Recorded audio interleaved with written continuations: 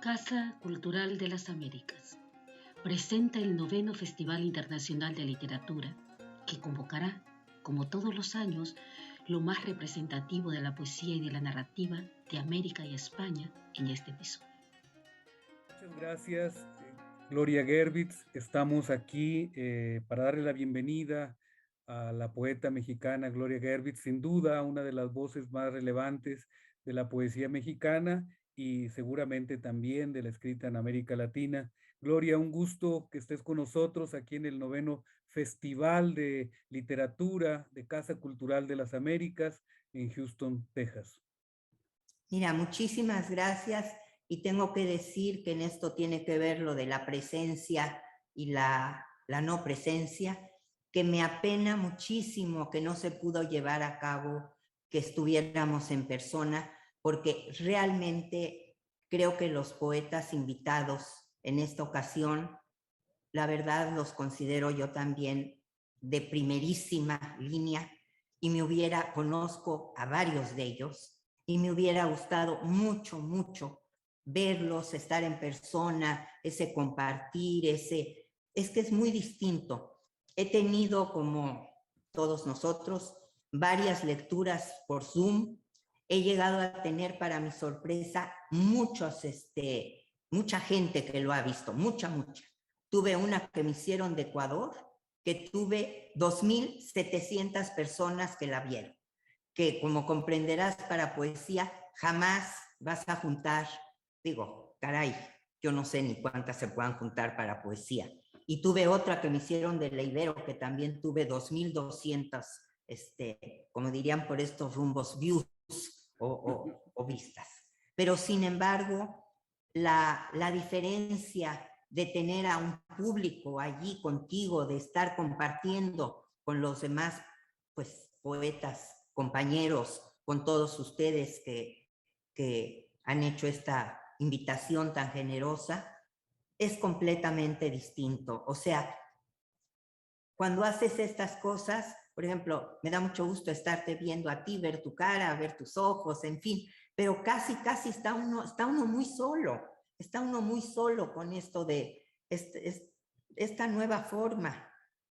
De verdad prefiero la otra, a pesar de las tantas vistas que puede tener una cosa por Zoom. No hay nada como la presencia. Así para mí. Sí, yo creo que la parte del cuerpo, la parte física, ese espacio vital que nos hospeda en esta experiencia, es importante compartirla, ¿no? Estar ahí, sentirnos, olernos, vernos, como tú dices, tocarnos y reconocernos, porque también creo que la presencia física tiene que ver con el reconocimiento. Gloria, y bueno, pues a mí me interesa mucho, justamente hablando de la presencia, de la ausencia, de la distancia, de el reconocimiento. Tu poesía está llena de todo esto. Tu poesía comienza justamente, bueno, yo voy aquí a recordar algunas cosas que dices tú en tu poesía, eh, atendiendo justamente a lo que, a lo que dice tus ancestros, tu árbol genealógico, tu tradición. Por ejemplo, dices entreno, y yo quería llegar a ti, pero tú eras yo. Y en esa búsqueda, pues estamos en una conversación que, como diría Unamuno, en un monodiálogo en la poesía. Entonces, tu poesía comienza con ese monodiálogo. ¿En qué momento le das cauce a esta conversación que traes contigo misma, que la llevas a la escritura? Mira, llevo escribiendo 50 años, llevo escribiendo poesía 50 años. Y estuve en el poema 44, o sea, una vida, fue un proyecto de vida, pero nunca me imaginé cuando inicié, llevaba ya como 5 o 6 años escribiendo poesía. Afortunadamente me daba cuenta que estaba todavía muy verde, muy cruda, y es hasta 1976 que empiezo a escribir algo que de repente siento que es más mi voz, o que comienzo casi a encontrar esa presencia que es ese otro que también eres tú, y traigo en la cabeza unos versos que hasta la fecha, si me preguntas qué quieren decir, no lo sé contestar, que es como empieza, de hecho, Migraciones, en las migraciones de los claveles rojos, donde revientan cantos de aves picudas y se pudren las manzanas antes del desastre. No sabía, sigo sin saber exactamente qué quiero decir con eso, pero ese fue el inicio. Fue como si hubiera abierto de repente una llave y a partir de ahí y a través de mucho tiempo fue fluyendo el poema, porque comprenderás que en estos 44 años, bueno, hubo largas épocas en que no escribí poesía, en que me sentía incluso a veces muy triste, muy mal, porque me sentía, pues creo que ya me sequé, pero luego volvía, afortunadamente volvía. También descubrí que cuando me forzaba a escribir, podía escribir bien, porque llega un momento en que una tiene oficio, pero le faltaba lo esencial, le faltaba el alma. Entonces, no me quedó más remedio, lo que son las cosas, a mí, que en muchas soy impaciente, más bien soy impaciente, que aprender la paciencia con la poesía. Tuve que aprender a estar allí, siempre lista para esperar al poema. Y el poema llegaba. Llegaba cuando él quería. Lo que Así es. pasa es que siempre estuve allí esperándolo. En ese sentido, llegué a sentir, lo he sentido incluso, lo sigo sintiendo, que hice un matrimonio con la poesía parecido probablemente al de las monjas con Dios, en que tienen momentos, solamente momentos, en que de veras pareciera, se sienten en un contacto muy, muy cerca, pareciera que Dios les está hablando, y muchos otros en que están llenas de dudas, de preguntas, quizás hasta dicen, bueno, ¿qué hago aquí? Etcétera. Me pasó algo muy parecido, al grado que acabé, no tengo mucho tiempo de que me volví a casar, por eso estoy aquí en San Diego, y tengo mi anillo de casada con mi esposo, que se llama Abraham, y yo me compré un anillo que justamente es de, ahora verás de qué marca, bueno, no sé, lo que pasa es que tiene como letritas, pero que no se ven, y traigo los dos anillos porque siento que estoy casada, por un lado, bueno, con un hombre, y por otro lado, con la poesía. Muy Y a bien. él le dije siempre, tienes una rival muy fuerte, nada más que es abstracta, pero estoy presente. casada. Ah, muy presente. Así es. Muy presente. Fíjate que tú tienes una experiencia que a mí me recuerda un poco la mía, una abuela que está presente, una abuela cinéfila, y que estos versos tuyos me pusieron a mí allí porque también desde niño tuve esa abuela muy vinculada al cine. Y mi abuela me dijo a la salida del cine: sueña, que es hermoso el sueño de la vida, muchacha. Y luego en otro versos dices: mi abuela, que murió de sueños, merece interminablemente el sueño que la inventa, que yo invento. Una niña loca me mira desde adentro. Estoy intacta. ¿Qué importancia tuvo el cine, esa imaginación intangible? Porque el cine es intangible, aunque uno vaya y toque la pantalla, y más con esta, digamos, con este cine que vivimos nosotros, de una sala oscura y de un haz luminoso que iluminaba la pantalla y nos llevaba a esa dimensión de los sueños. ¿Cuánto tiene que ver tu abuela y el cine en estos inicios de tu poesía? Muchísimo. O sea, te puedo decir que soy una cinéfila así total. Ahora, por supuesto, veo todas las noches o alguna película o estas series a veces en las que me meto tremendas desveladas porque no puedo dejar de verlas. Digo, algunas no valen la pena, pero las que sí te picas y no puedes parar. O sea, el cine, adoro el cine. Es parte totalmente también de mi, como casi de mí, de mi entorno.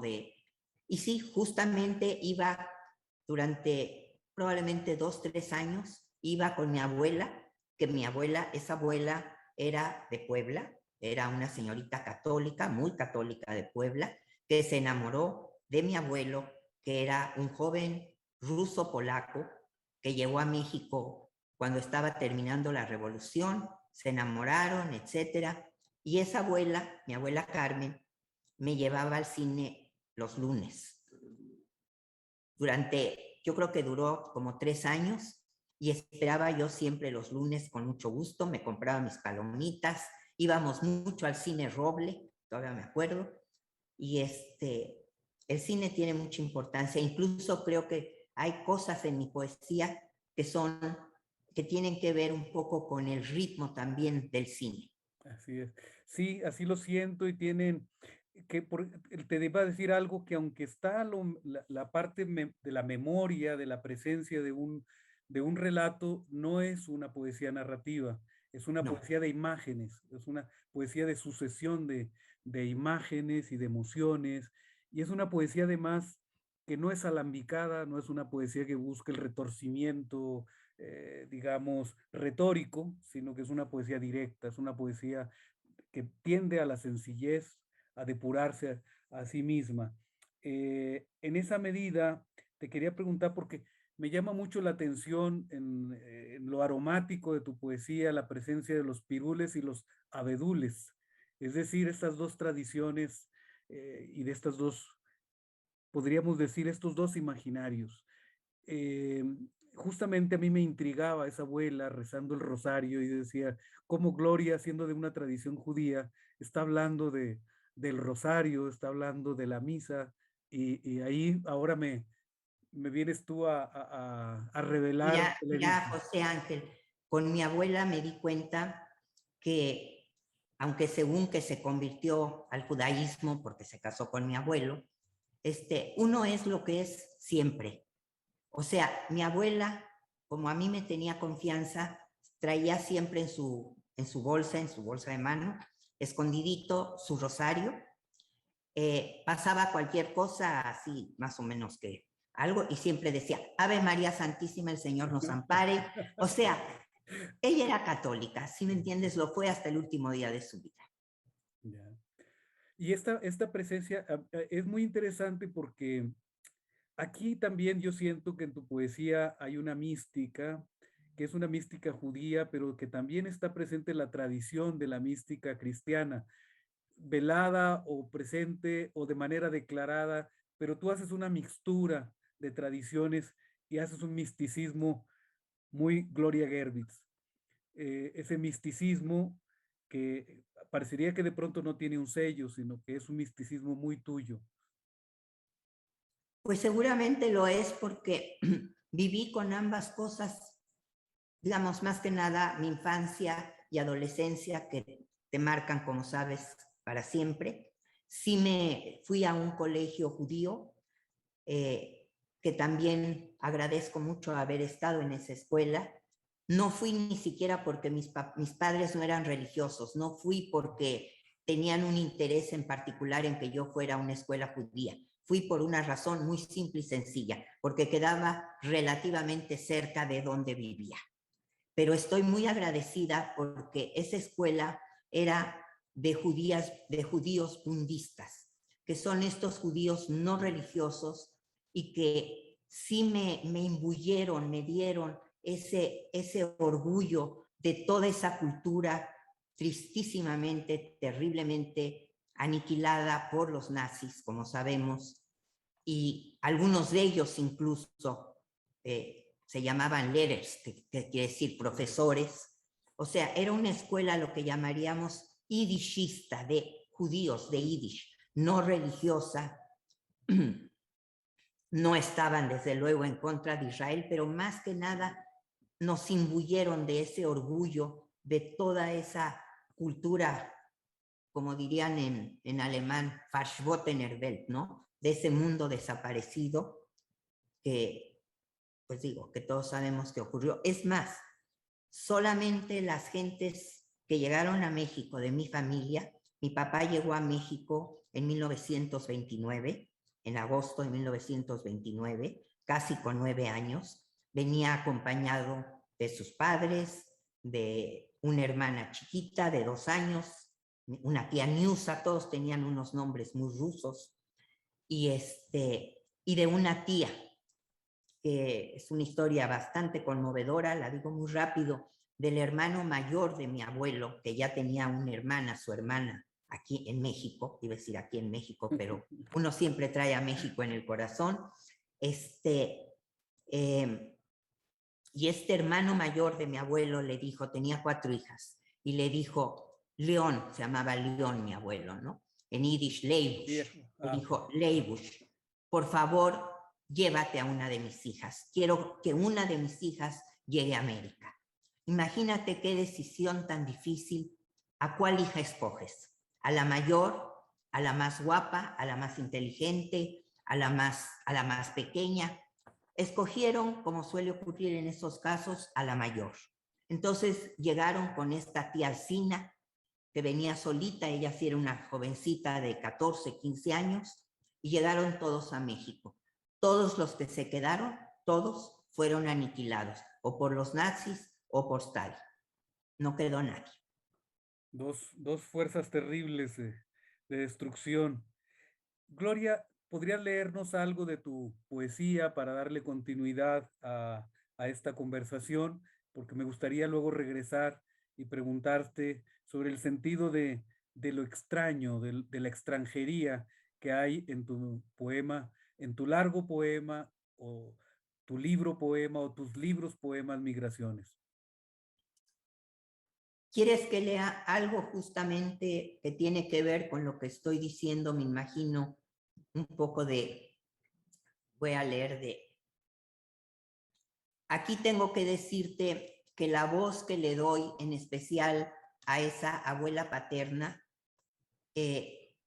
digamos que yo la inventé porque murió joven, murió antes de que se casaran, poco antes de que se casaran mis padres. Sí. Y yo creo que sin darme cuenta, sin saberlo, de chamaca yo también, me he de haber preguntado qué habrá sentido esa mujer que resulta que era mi abuela y que iba a un país que lo único que sabían es que estaba en América. De hecho, llegaron con sus abrigos, venían súper pobres. Todo lo que tenían lo vendieron justamente para llegar y fue un viaje larguísimo porque vivían en un pueblo de una parte que ahora es Ucrania, entonces todo eso era Rusia. Salí en la ciudad grande que quedaba cerca, y cuando decimos cerca, vete a saber si no fueron 2 días en, yo qué sé, en cómo llegaron a Kiev. De Kiev tomaron el tren a Rotterdam y de allí es que tomaron el barco que primero paró en La Habana y luego ya llegó a México. Hubo algunas gentes que se bajaron en Cuba, en La Habana, y otros obviamente desembarcaron, entre ellos mis abuelos, en Veracruz. Y justamente te voy a leer de ahí.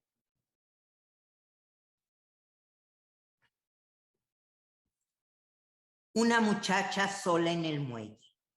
El calor es muy intenso, la luz es blanca y lastima. Es tan violenta esta luz que la desnuda, la despoja. La luz es interminable, tiene que cerrar los ojos. El niño se suelta de su mano. Ella está allí por primera vez y para siempre. La luz queda vacía, desciendo. A través de persianas cerradas, música que nunca he escuchado, desciendo. Vendedores con frutas desconocidas, desciendo. Despacio, interminable descenso. Otra vez la misma escena. La mujer en el muelle, deslumbrada. El niño corretea en el malecón. En lo adentro, para siempre, la añoranza. Más allá del mar, la otra orilla de la nostalgia. Fui injusta con mi madre. Y después de todo, ¿qué hice yo con mi vida? Desciendo. Desembarcamos un mediodía en el puerto de Veracruz. Traíamos los abrigos de Astracán de los abuelos. Y en La Habana comí nísperos y mangos por primera vez. ¿A quién contarle esto? Memoria del mar de su tedio, de la muchacha que fui, el vestido que ahora se ve ridículo en la fotografía, memoria de las tablas percudidas del barco, de aquellas olas impávidas en su belleza, memoria de la luna casi insoportable. Y es mediodía, y es hoy, y desembarco, y es un día de agosto, y jamás me había sentido tan aferrada a la vida. Iría a morir al otro lado del mar. Esa es su única certidumbre. Lo que ya fue, lo que no será más.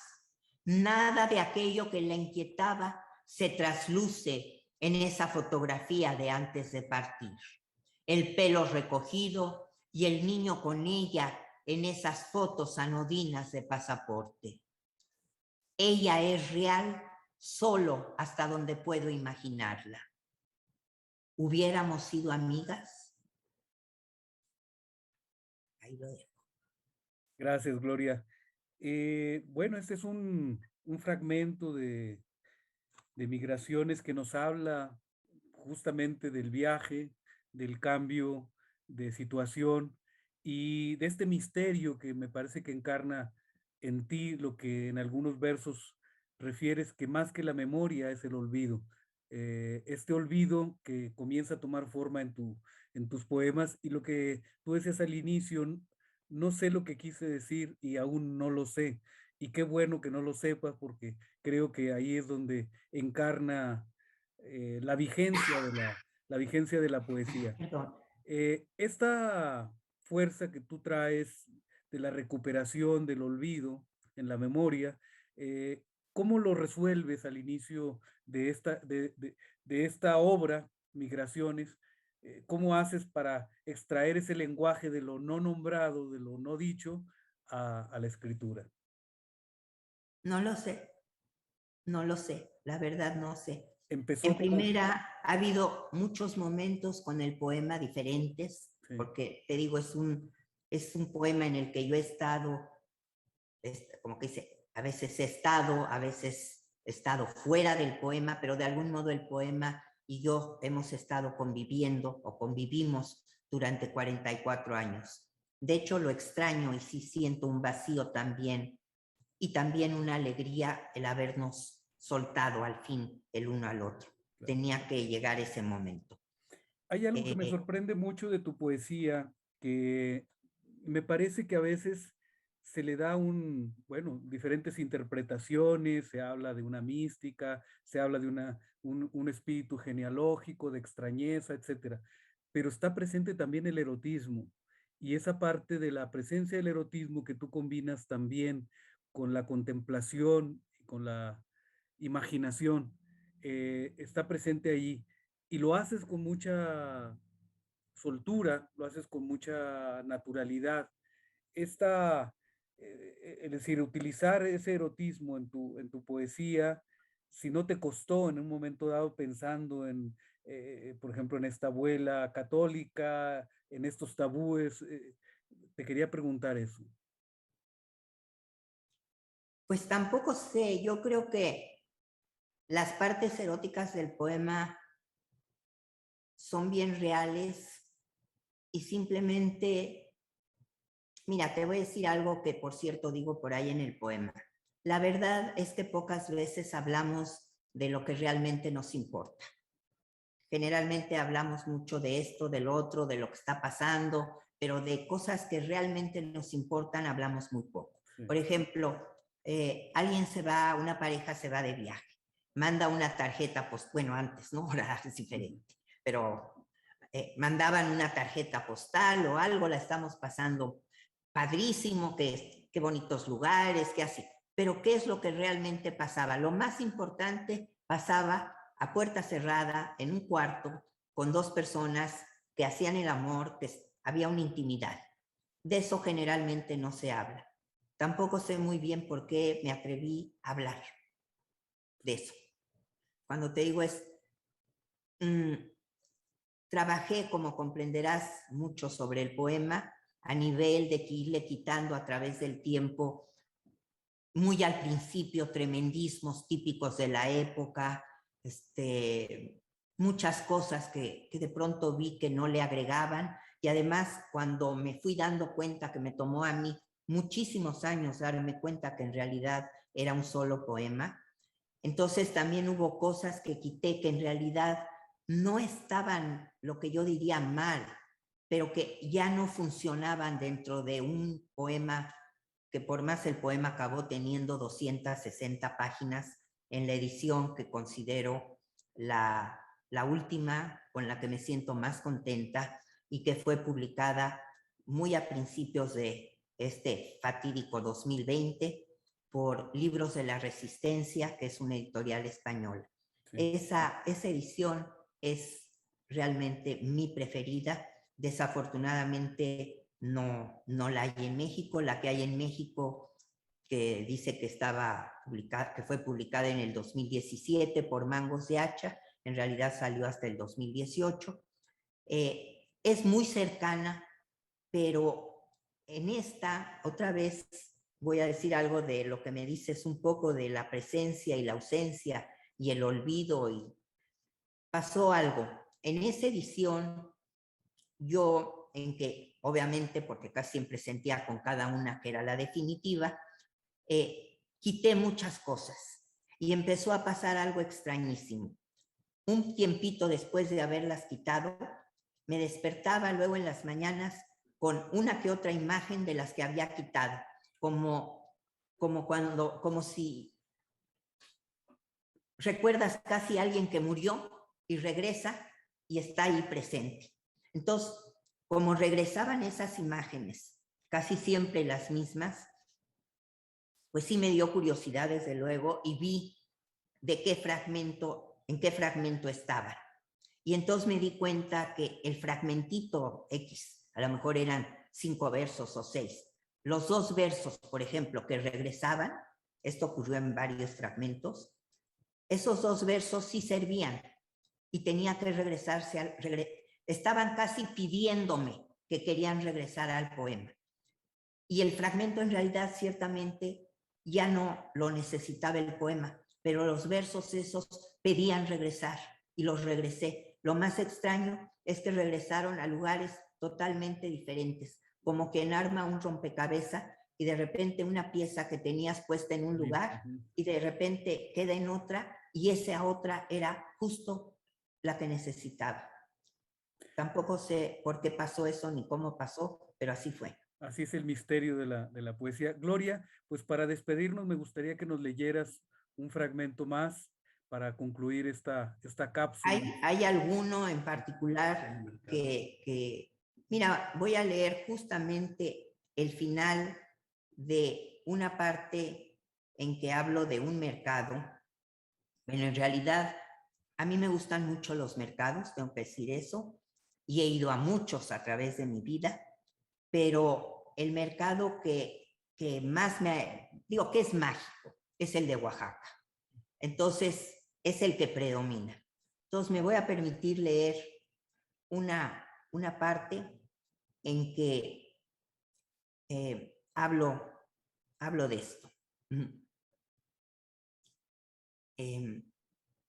Empieza aquí y con eso voy a terminar. Cuando digo empieza mi lectura, es de hoy. Dice: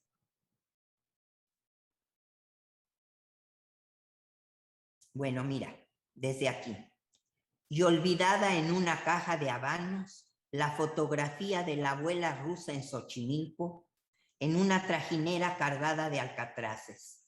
Y veo a mi abuela poblana en su casona de las lomas, y es la canícula desbordándose, y el aire se tiñe de pétalos, y la veranda de tan blanca se me pierde, y yo me pierdo en el recuerdo, y veo a mi mamá poniéndole alcatraces a un jarrón de Talavera, y en la radio están tocando los boleros que tanto le gustan, y veo a mi nana, y veo a esa niña que soy yo, llevándole alcatraces a mi mamá, y me veo hoy, ahora, aquí, después de todos estos años, y tengo en un florero unos alcatraces, y estoy oyendo los mismos boleros que oía mi mamá.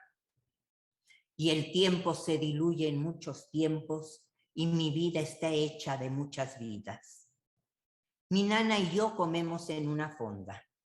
Pedimos tasajo y sopa de médula. Bebo a grandes sorbos una Coca-Cola bien fría y me sabe tan rica que se me saltan las lágrimas. Mi nana me compra un algodón de azúcar, me compra chochitos de anís y yo emberrinchándome. Me compra una nieve de limón y se me pasa el berrinche. Mi nana Lupe habla poco, es de Oaxaca y no sabe bien español. Me lleva a misa a escondidas de mis padres. Me enseña a persinarme y me encomienda a la Virgen de Guadalupe. Ay, Virgencita, Madre de Dios, consoladora de los afligidos, salud de los enfermos, refugio de los pecadores, rosa mística, líbrame del mal. ¿Qué te digo, Virgencita? ¿Qué más te digo? ¿Con qué palabras si no sé la Ave María? ¿Con qué palabras si tengo tanto miedo? Tendrías que abrir la herida, la profunda, la verdadera herida, abrir allí en esa trizadura y en esos los tantos y tan heridos días y en los tantos hierros y en ese despojo y en esa violencia de mí hacia mí y en todos esos los años en que me desperdicié y me olvidé de mí. Y me acuso, porque eso me hice y eso y más para que mi mamá me quisiera, y eso y más para merecer su amor.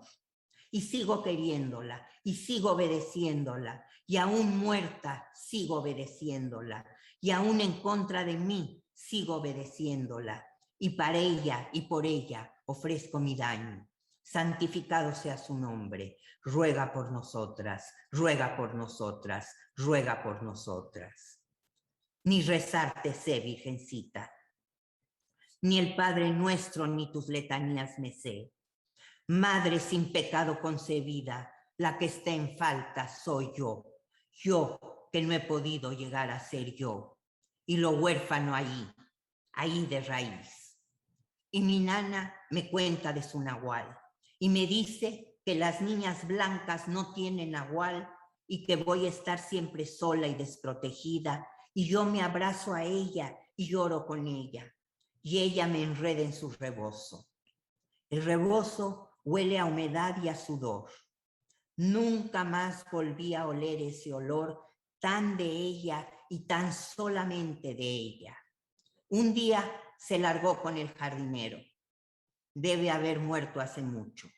A mí se me murió cuando me dejó y se fue. Aparece en casi todas mis fotos de niña junto a mí. Muchas gracias. Gloria, pues muchísimas gracias a nombre de Casa Cultural de las Américas, del 9º Festival Internacional de Literatura. Te agradecemos mucho tu lectura y esta charla tan amena y tan luminosa. Yo también, muchas gracias. Gracias a El Quila, Elizabeth Quila, a todos. Gracias a ti, José Ángel. Otra vez, me hubiera encantado estar en persona con los demás poetas y con todos ustedes. Qué lástima que tenemos que seguirnos pues bastante encerrados todos. Síganos por todas nuestras redes sociales para que celebremos juntos a América y España. Gracias, Elizabeth Quila.